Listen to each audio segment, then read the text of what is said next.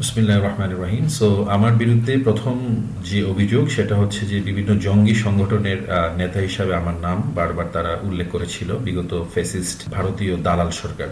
So এই ক্ষেত্রে আমি যেটা বলবো যে গণ অভ্যুত্থানে ছাত্র জনতা যে স্লোগানটি দিয়েছিল, পা চাটলে সঙ্গী না চাটলে জঙ্গি, এক্স্যাক্টলি এই স্ট্যান্ডার্ডটাই আসলে বিগত ফ্যাসিস্ট ভারতীয় দালাল সরকার বজায় রেখেছিল। এবং ইভেন আমাদের এই জুলাই গণ অভ্যুত্থানে যারা জড়িত ছিলেন তাদেরকেও কিন্তু শুরুতে জঙ্গি আখ্যা দেওয়া হয়। তো আমাকে কন্টিনিউয়াস একের পর এক বিভিন্ন জঙ্গি সংগঠনের সাথে আমার নাম জড়ানো হয়।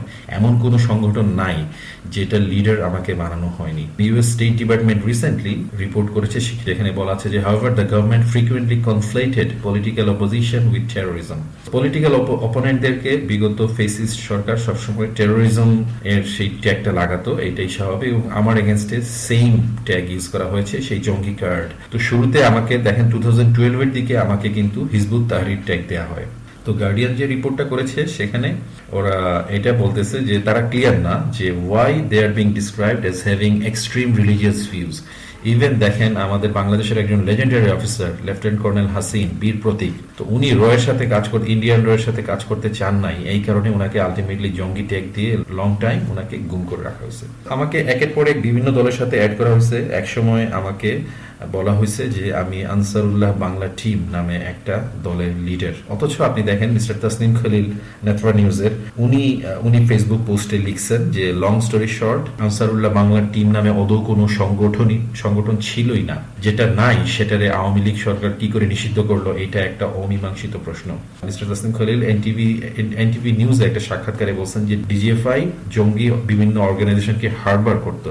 তো রিসেন্টলি আপনাদের এই চ্যানেলে সার্চ লাইট নামে আপনাদের যে প্রোগ্রামটা আছে সেখানে নভেম্বরের শেষের দিকে যে প্রোগ্রামটা আপনারা করেছেন, জঙ্গি বিরোধী অভিযানের নামে যেভাবে সাজানো হয় নাটক, নামটাই আসলে সাজেস্ট করে আসলে ঘটনাটা কি ঘটে।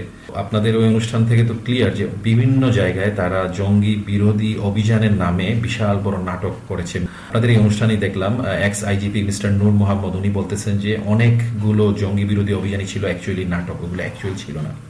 সো দেখেন ইনভেস্টিগেটিভ জার্নালিস্ট যারা আছেন তারা কিন্তু অলরেডি ক্লিয়ার এখানে কোন লেভেলের নাটক হয় এবং হয়েছে এতদিন ইনফ্যাক্ট, এবং কিভাবে বিগত ফেসিস্ট ভারতীয় দালাল সরকার কিভাবে এই জঙ্গি ন্যারেটিভ এবং জঙ্গি ট্যাগ ইউজ করে আলটিমেটলি এদেশে তাদের সকল বিরোধী প্রতিপক্ষকে দমিয়ে রেখেছে। ইভেন বিএনপিকে কিন্তু, বিএনপি জামাতকে তো অনেক আগে থেকেই, ইভেন বিএনপিকেও কিন্তু বলেছে যে তারা জঙ্গিদের মদতদাতা হিসাবে। সো এটা আলটিমেটলি তাদের একটা পলিটিক্যাল গেম ছিল, একটা কার্ড ছিল। সো আমাকে একসময় কিন্তু জেএমবি বলা হয়েছে শুরুতে, পরে এক সময় আল কায়দা বলা হয়েছে, আরো এক সময় আনসার আল ইসলাম বলা হয়েছে, আরো এক সময় আইএস বলা হয়েছে। ইভেন গুলশান হামলা আমার মাধ্যমে হয়েছে, আমার নেতৃত্বে হয়েছে, এই দাবি করা হয়েছে। কিন্তু এই সবই আলটিমেটলি প্রুভড যে এগুলো ফানি ক্লেম। তাদের আমার এগেনস্টে এই ট্র্যাকগুলোর একটা মূল কারণ যেটা হচ্ছে যে বাংলাদেশ আর্মিতে যেন ধার্মিক কিংবা দেশপ্রেমিক সদস্যরা যেন থাকতে না পারেন, এবং যারা ধার্মিক থাকবে তাদেরকে যেন আর্মির ভিতরে কিংবা ডিফেন্স ফোর্সেসের ভিতরে চাপে রাখা যায়। রিসেন্টলি আমি কয়েকটা অ্যাপ্লিকেশন করেছি, এর মধ্যে একটা অ্যাপ্লিকেশন হচ্ছে বর্তমান আইজিপি সাহেব বরাবর 2016 সালে তৎকালীন যে আইজিপি ছিলেন এ কে এম শহীদুল হক, উনি কিন্তু আমার নামে 20 লক্ষ টাকা পুরস্কার ঘোষণা করেছিলেন।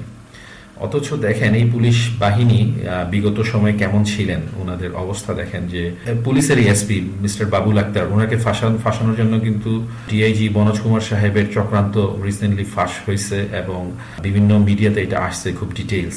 ইভেন মিস্টার শহীদুল হক, যিনি আমার ব্যাপারে প্রাইজ ঘোষণা করছেন, উনি নিজেই এখন জেলে বন্দী জুলাই গণহত্যার অভিযোগে। একইভাবে মিস্টার মনিরুল ইসলাম, যিনি খুব ভোকাল ছিলেন আমার এগেনস্টে, উনি নিজে কিন্তু জুলাই গণহত্যার পর নিজে পালায়ে গেছেন। সবচেয়ে বড় ব্যাপার হচ্ছে যেই আইজিপি মিস্টার শহীদুল হক সাহেব আমার বিরুদ্ধে এই পুরস্কার ঘোষণা করেছেন, উনি নিজে পরবর্তীতে কিন্তু একটা বই লিখছেন যে পুলিশ জীবনের স্মৃতি, স্বৈরাচারের পতন থেকে জঙ্গি দমন। উনি বর্ণনা করতেছেন যে গণভবনে উনি যাওয়ার পরে কিভাবে ফেসিস্ট শেখ হাসিনা উনাকে বলতেছেন যে আমার এত কাছে এনে এই জঙ্গি নাটক না করলেও পারতে। সো দিস দ্য থিং, ওই আমার বিরুদ্ধে এই পুরস্কার ঘোষণার সময় তৎকালীন আইজিপি যে কথাগুলো বলছিলেন, একটা কথা হচ্ছে এরকম যে ডয়েচে ভেলেতে যেটা এসেছে, গুলশান আর শোলাকিয়া হামলার মূল হোতা এবং পরিকল্পনাকারী হিসাবে তামিম চৌধুরী এবং বহিষ্কৃত মেজর সৈয়দ মোহাম্মদ জিয়াউল হককে চিহ্নিত করেছে তদন্তকারীরা। একইভাবে দেখেন ইন্ডিয়া টুডে সিমিলার একটা নিউজ করেছে, ওখানে আইজিপি কে কোট করে ওরা বলতেছে, this attacks were led by major Zia and Tamim Chowdhury who have constructed a new version of JMB. So আমি নিজে নতুন একটা জেএমবি ক্রিয়েট করেছিলাম। Police sources say they are the real master minds of the recent attacks. So সেই গুলশান এবং শোলাকিয়া হামলার master mind ছিলাম আমি। কিন্তু আপনি দেখবেন যে এই হামলাগুলোর এফআইআর কিংবা চার্জশিট যেগুলো পরবর্তীতে করা হয়েছে ওগুলোর কোনোটাতে আমার নাম নাই। ওয়াই? সো এখান থেকে বোঝা যায় যে এটা জাস্ট একটা মিডিয়া হাইপ ক্রিয়েট করার জন্য ওনারা আমার নামটা জাস্ট অ্যাড করে দিছে। সো এক্ষেত্রে আমি বলবো যে বর্তমান আইজিপি মিস্টার বাহারুল আলম উনি রিসেন্টলি সিলেটে গিয়ে কিন্তু একটা সংবাদ সম্মেলনে এটা উনি বলছেন, 15 বছরে এমন কোনো অন্যায় নাই যা পুলিশকে দিয়ে করানো হয় নাই। এটাই ফ্যাক্ট এবং উনি অ্যাডমিট করেছেন যে এটা আসলে হয়েছে, this is the thing happened. উনাকে আমার বেশ সেন্সেবল মানুষ মনে হয়। আমি সেকেন্ড আরেকটা অ্যাপ্লিকেশন করেছি, সেটা হচ্ছে বর্তমান সরকার যে রাজনৈতিক মামলা রিভিউ যে কমিটি করেছে সেটাতে আমার নামে এতগুলো মামলার ক্ষেত্রে আমি বলবো যে আসলে যারাই দেশপ্রেমিক এবং ভারতীয় আগ্রাসন এদেশে মেনে নেয় নাই কিংবা মেনে নেওয়ার জন্য রাজি না, তাদেরকে কিন্তু কন্টিনিউয়াস বিগত regime Sheikh Hasina regime continuous বিভিন্ন রাজনৈতিক মামলা দিয়েছে। তার সবচেয়ে প্রমাণ আমাদের chief adviser doctor Mohammad Yunus. Amnesty International বলতেছে যে it is blatant abuse of labour laws and the justice system and a form of political retaliation. তো ডক্টর ইউনূসের ক্ষেত্রে যেটা হয়েছে এক্স্যাক্টলি আমার ক্ষেত্রে সেটা হয়েছে। একইভাবে আপনি দেখেন মিস্টার তারেক রহমান সহ অন্যদেরকে যেটা ফাঁসানো হয়েছিল 21শে আগস্ট গ্রেনেড হামলায়। ইভেন মিস্টার তারেক রহমানের কেসের জাজ যিনি ছিলেন উনারকে পিস্তল ঠেকিয়ে, এটা নিউজে এসেছে, মিডিয়াতে এসেছে, পিস্তল ঠেকিয়ে বাধ্য করা হয়েছে যে রায় লিখতে।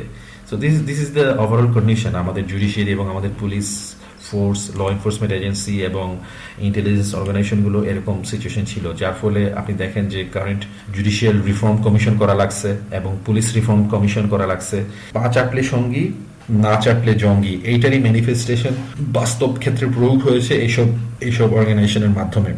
এর বাইরেও, এই জেনারেল সিনারিওর বাইরেও আমি বলবো যে আমার নামে যেসব বড় বড় কেস, বড় বড় যেসব ঘটনা, যেমন মিস্টার অভিজিৎ রয়, তারপরে জুলহাজ এবং তনয় হত্যা মামলা, ফয়সাল আরেফিন দীপন মার্ডার কেস, সো এরকম বড় বড় ঘটনা যেগুলো, সেগুলোতে দেখেন ভিকটিম ফ্যামিলি যারা আছেন তারা কিন্তু মানে এসব কেসে যে ইনভেস্টিগেশন হয়েছে এগুলাকে ডিনাই করেছেন। ওনারা বলতেছেন যে এগুলো আসলে নাটক ছিল। যেমন আপনি দেখেন বিবিসি নিউজে কিন্তু 2019-এর ফেব্রুয়ারিতে মিস্টার অভিজিৎ রয়ের ওয়াইফ বন্যা আহমেদ উনি একটা ইন্টারভিউ দিয়েছেন। ওখানে ওটার নিউজটার হেডিংই হচ্ছে যে ওরা যে নাটক করেছে সেটা না করলেও আমি অবাক হতাম না। So this the case. Victim ফ্যামিলিরাও বুঝতেছে যে এই সবকিছু ছিল আসলে পলিটিক্যাল নাটক। পুলিশের দেওয়া চার্জশিটকে মিসেস বন্যা আহমেদ উনি কিন্তু এটাকে নাটক বলেছেন। So that is the case. আমিও এক্স্যাক্টলি এটাই বলছি যে পুরোটা ছিল আসলে পলিটিক্যাল এজেন্ডার বাস্তবায়ন। এই ঘটনাগুলোকে পলিটিক্যালি ইউজ করা হয়েছে, আমাকে ফাঁসানো হয়েছে, চার্জশিটগুলো জোর করে জবানবন্দি নিয়ে লোকজনের কাছে জোর বাধ্য করে আমার নাম অ্যাড করানো হয়েছে। ইভেন দেখেন ভিকটিম, উনি নিজে ভিকটিম, কিন্তু ওনার সাথে বাংলাদেশ সরকার, পুলিশ বা গোয়েন্দা বিভাগের কেউ কখনো তার সাথে যোগাযোগ করেনি। এটা হচ্ছে ভিকটিমের নিজের ক্লেম। এবং উনি বারবার বলতেছেন যে বারবার অমুককে ধরে ফেলছি, এরা ছিল আসল, অমুক দেশের বাইরে চলে গেছে এক্সেট্রা, বারবার উনার কথা হচ্ছে। কিন্তু কয়েক মাস পরপরই সেই গল্প বদলে যায়। এটা হচ্ছে বিবিসিতে দেয়া ইন্টারভিউতে মিসেস বন্যা আহমেদের কথা। ফাইনালি দেখেন যে মিস্টার মুকুল রানা একজন ছিলেন এই কেসেরই, যার নামে আপনার পেপারে পুরস্কার ঘোষণা করা হয় 5 লক্ষ টাকা প্রবাবলি। ওই সময় 5-6 জনের নাম দিয়েছিল ওনারা পেপারে, এবং ওনাকে বলা হয় যে অনেকগুলো ঘটনার মাস্টার মাইন্ড। মিস্টার অভিজিৎ রয়, জুলহাজ মান্নান, ফয়সাল আরেফিন দীপল, এরকম অনেকগুলো কেস, আমার নামে অনেকগুলো কেস আছে, এগুলার মাস্টার মাইন্ড ওনাকে বলা হয়েছিল। বাট সেই মাস্টার মাইন্ডকে প্রায় 4 মাস আগে তারা অ্যারেস্ট করে রাখে। ওনার পরিবার জিডিও করেছিল, কিন্তু সেই অ্যারেস্ট থাকা অবস্থায় এই পুরস্কারটা ওরা ঘোষণা করে এবং একসময় ক্রস ফায়ারের নাটক করে ওনাকে হত্যা করে ফেলে। So this is the case. এরকম মাস্টারমাইন্ড যাদেরকে বলেছে তাদেরকে কিন্তু তারা নিজেরাই পড়ে হত্যা করে ফেলছে। একইভাবে আরেকজন ভদ্রলোক হচ্ছেন মিস্টার সেলিম ওরফে ইকবাল, উনাকেও কিন্তু অভিজিৎ রায় হত্যাকাণ্ডের অন্যতম পরিকল্পনাকারী বলেছে তারা। একইভাবে ফয়সাল আরেফিন দীপল, নীলাদ্রি নিলয়, ওয়াশিকুর বাবু, নাজিমুদ্দিন সামাদ, জুলহাজ মান্নান, এটা আমি কালের কণ্ঠ থেকে পড়তেছি। সো এরকম অনেকগুলো হত্যাকাণ্ডের সার্বিক নেতৃত্ব প্রদানকারী বলা হয়েছে এই ভদ্রলোককে, মিস্টার সেলিম। অথচ উনাকে ফাইনালি তারা সামনে আনতে পারে না, আইদার তারা গুম করে ফেলছে অথবা ক্রস ফায়ারে তারা হত্যা করে ফেলছে প্রবাবলি। উনাকে শেষ পর্যন্ত এই চার্জশিট এবং এফআইআর থেকে ওনার নাম বাদ দিয়ে দিছে, অথচ শুরুতে ওনাকে এই সবগুলো হত্যাকাণ্ডের সার্বিক নেতৃত্ব প্রদানকারী বলে তারা কিন্তু দাবি করছিল। এইভাবে দেখা যায় বড় বড় মাস্টার মাইন্ড যাদেরকে দাবি করা হয়েছে তাদেরকে কিন্তু পরে আর কেসে রাখা হয় নাই। সো বুঝে যাচ্ছে যে এগুলো প্রচন্ডভাবে রাজনৈতিকভাবে সাজানো মামলা, যেখানে তাদের কোনো একটা পলিটিক্যাল এজেন্ডা তাদের সার্ভ হয়েছে, এবং সেই পলিটিক্যাল এজেন্ডাটা হচ্ছে যে ইসলামিক দলগুলোকে, ইভেন বিএনপি কে, বাংলাদেশ জাতীয়তাবাদী দলকে প্রচন্ড চাপে রাখা গেছে। তাদেরকে বিভিন্ন জঙ্গিদের সহায়তাকারী কিংবা আশ্রয়দাতা বলা হয়েছে। ইভেন 21শে আগস্ট গ্রেনেড হামলাকে একটা জঙ্গি হামলা বলে বিএনপির সিনিয়র লিডার্সদেরকে কিন্তু ফাঁসানো হয়েছে।